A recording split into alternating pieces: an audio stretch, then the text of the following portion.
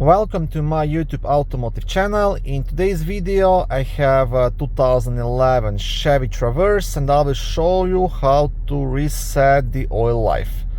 This video will apply to first generation of Chevy Traverses made from 2009 all the way up to 2017.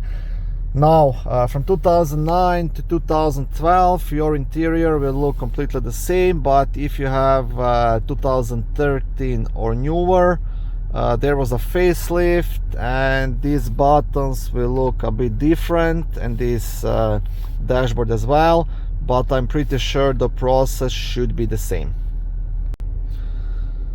Okay, so to reset the oil life, you'll be using these small menu buttons right here, and you'll be looking at this screen on the instrument cluster.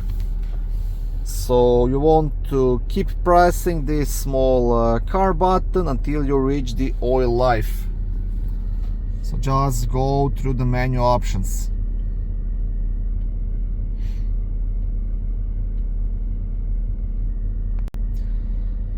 Okay, once you are here, now to reset it, you will press and keep holding this check mark button until the oil life is set to 100%. So just press it and keep holding it.